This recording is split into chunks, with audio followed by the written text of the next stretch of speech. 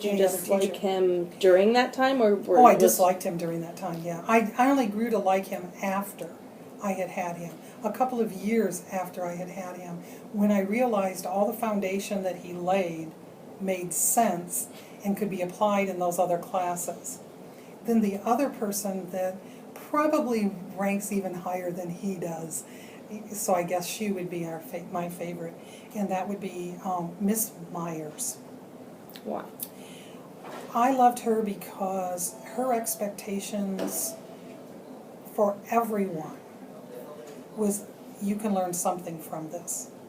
She didn't see it as all of us being in the same place at the same time in the same way.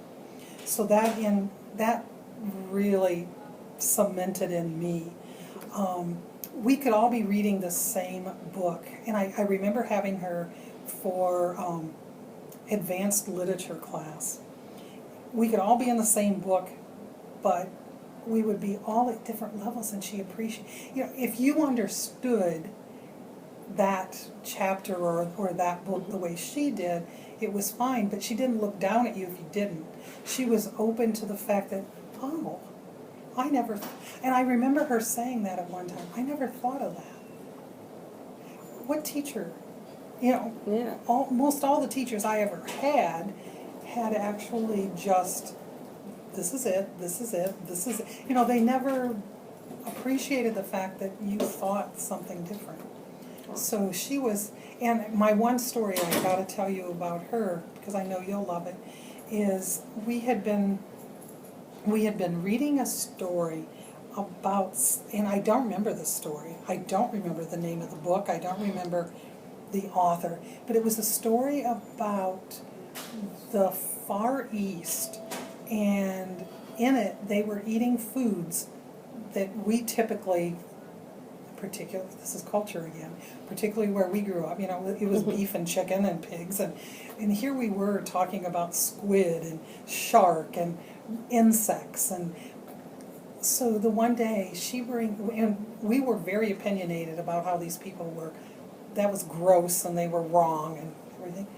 So one day she brings in this box of chocolates and she passes it around telling everyone to take a piece, and it looked like, if you looked at it, it looked like chocolate-covered nuts. None of us, I don't know why we were so naive, but she goes, okay, now everybody's going to hold it, and on the count of 3, you're going to put it in your mouth and you're going to eat it. That should have been a dead giveaway.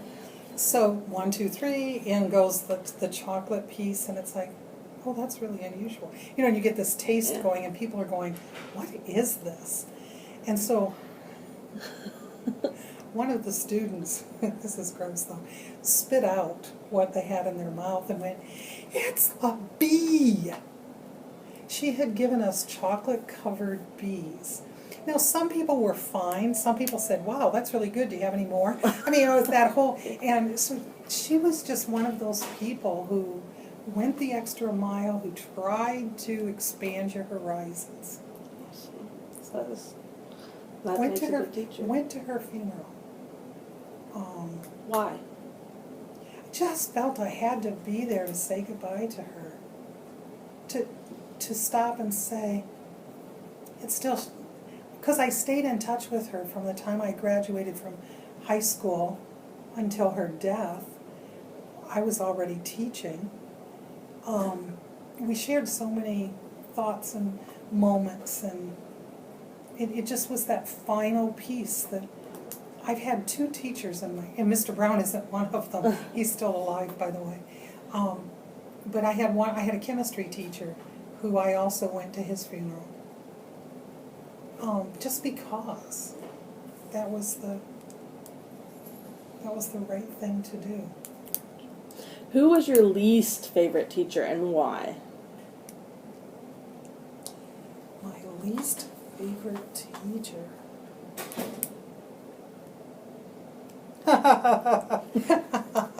Oh, of course it would be the Latin teacher in high school.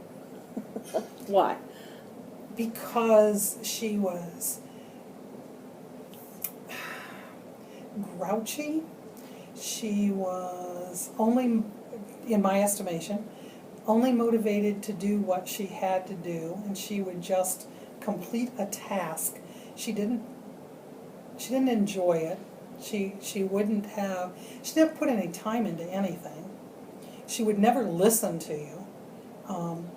No excuse for anything would ever work her way. She was just, she didn't have any of the characteristics that I thought a teacher should have. What are your characteristics that a teacher should have? Number one, caring. And I say caring, you know, given what happens in today's world. Gosh, if I see one more incident of sexual abuse by a teacher, I think I'm going to scream. But caring in the fact that, yes, you are a student, but you're more than a student. Despite whether we totally engage in knowing your life, you have a life. And there should be some respect that comes with that. So I think a characteristic of a teacher has to be caring, understanding the diversity that everyone brings. And so then the characteristic of a teacher is knowing that everyone brings something diverse to the classroom. How do you use that to make it a better classroom? How do you engage all that difference? And here we're talking gender, sex, religion, any avenue. How do you pull that together to really get that collaboration, that teaming for the world, if you will, attitude going on? Oh, I guess I didn't say anything about academics there, did I? In terms of, I didn't say that academically able to do something, because I don't think that is. The characteristic of a teacher should be to open the door wherever you are. It's not saying, oh, Emily, I've noticed that you really like to get your work done ahead of time. Well, you know, over here, see, we're not going to use it, over here, she is always just struggling at the last minute.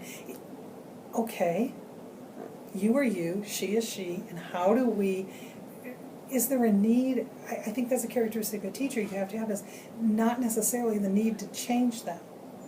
I've never gone into a classroom to make kids be replicas of me.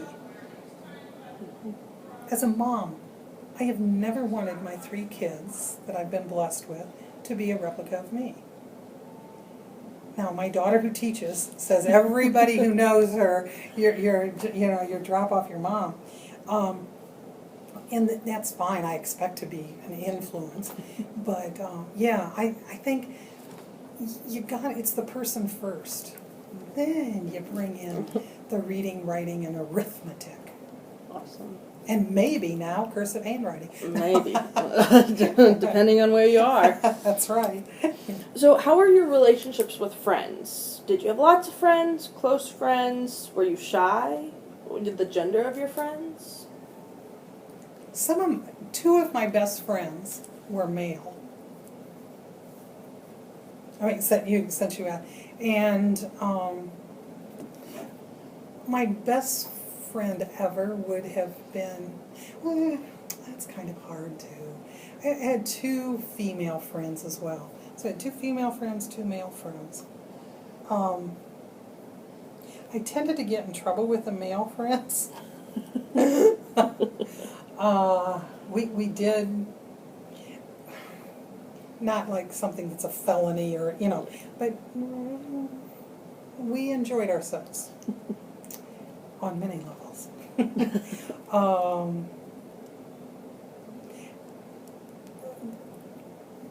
It's funny because the 2 female friends, one of them ended up moving out to Colorado, and we just lost touch. The other one lives in southern Ohio on a farm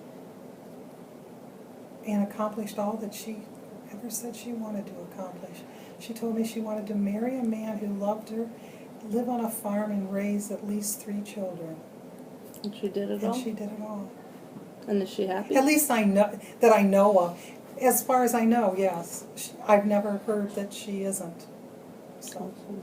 So, were you shy? How would you characteristic of yourself? I was probably more toward the quiet, shy type. That kind of surprises me. I think growing up, yeah. I had a lot going on. I just wasn't